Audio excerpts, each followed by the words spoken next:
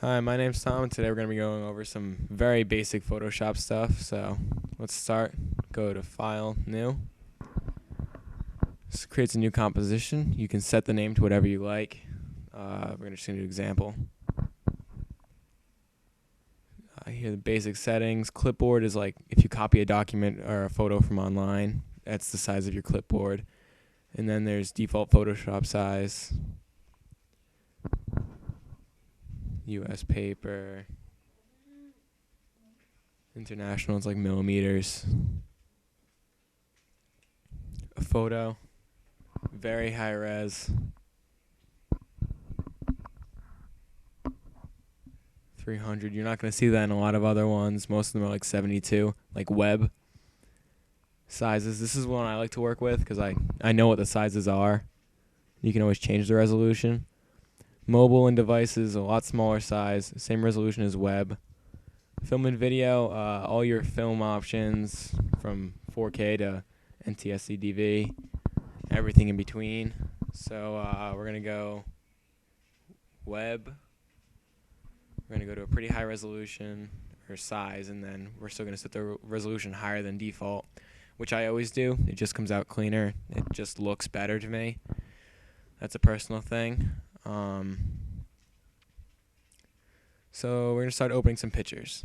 First things first is the place. We'll grab a picture of a chandelier, and it places it on the document. Now, you can move it like this, but I recommend hitting enter. It's easier. You can still move it around, and that's how it's going to look when you finish. Delete that layer for now. Little trash can. Next is the open command. It opens it in a new composition. All you have to do is unlock that layer. And, it's over on the other screen. There you go. Name it whatever you want. There's a few settings here. There's not too much, but the color of your layer, the mode, which we'll get into later. There's a lot of modes, so you don't have to worry about that for now. And then the opacity, which we're going to leave at 100.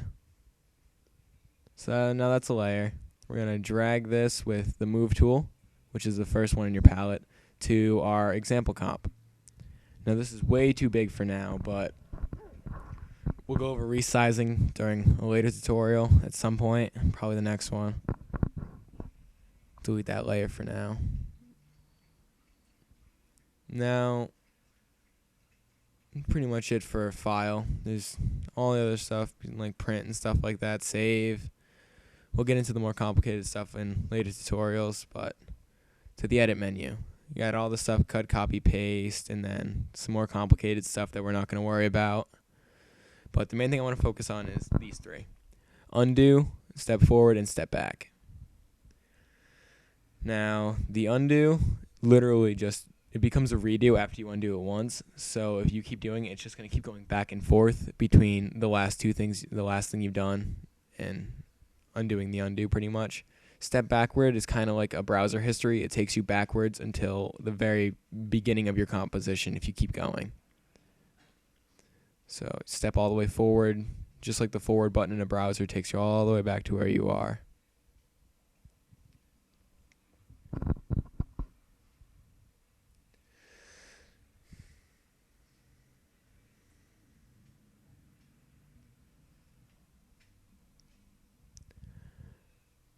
Alright, so now we're going to get into some basic tools.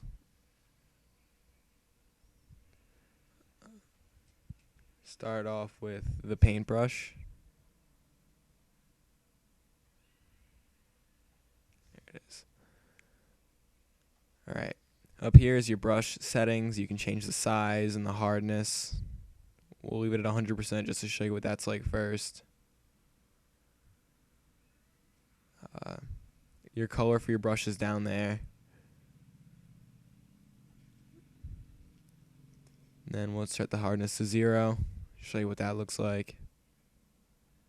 But yeah, that's pretty much your brush. We'll go over changing colors and all that stuff later. We're just getting the absolute basics down right now.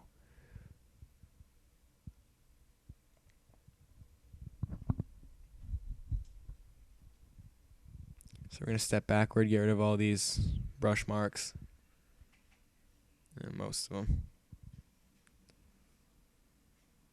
Now over to text. The text tool, when you start, will create a new layer, but it'll rename itself, so you don't have to worry about renaming the text layers, because when you type something like hello, by the way, it's Control-Enter to deselect the text, and then the Move tool to move it, which is, again, the top tool in your tool palette. But yeah, Control-Enter from typing. It lets you like deselect from the text. So drag that around a little bit. It wrote in yellow, white this time. We'll go over how to fix that later. But there's the basics for the text tool. Next is gradients. Now gradients, they're all the different ones are up there. We'll go over each one individually. This is just like a line gradient, most basic gradient. That the little line there will set your angle and the length of your gradient. Step back. You don't need to step back if you're going to do, like, just change your gradient, but if you keep changing it, you have to step back for each gradient to get all the way back to no gradient. So instead of doing that, we're just going to delete this layer. We're going to go back to that other comp with just the photo open and move it back in.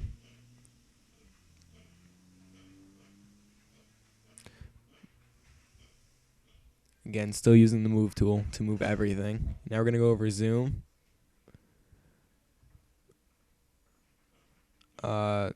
Scrubby Zoom, if you have a very nice operating system, allows you to move side to side or diagonally.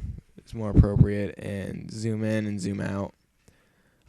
If you don't have a very nice graphics card, though, you might get stuck with this zoom, which when you open, you'll see like the marching ants. For this, I don't recommend using the marching ant style. I recommend just clicking on it, because that zooms you in steps, and I like it better personally, rather than the marching ant style. If you hold Alt and click, it'll just bring you back out. It's much easier than selecting what you want to zoom in on. Let's go over some basic shapes.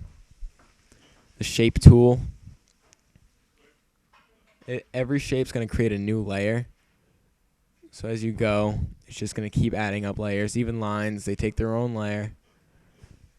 We'll go over how to incorporate them better into the composition probably during a later tutorial.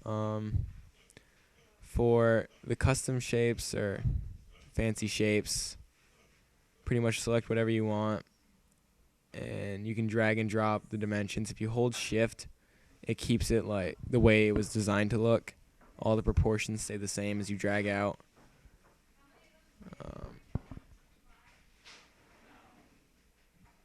So we're just going to Shift to select all of those, which is just holding Shift from the top one selected, clicking the bottom shape, and hit Delete. Delete that layer. The Delete key deletes layers, by the way. That's the shortcut for delete.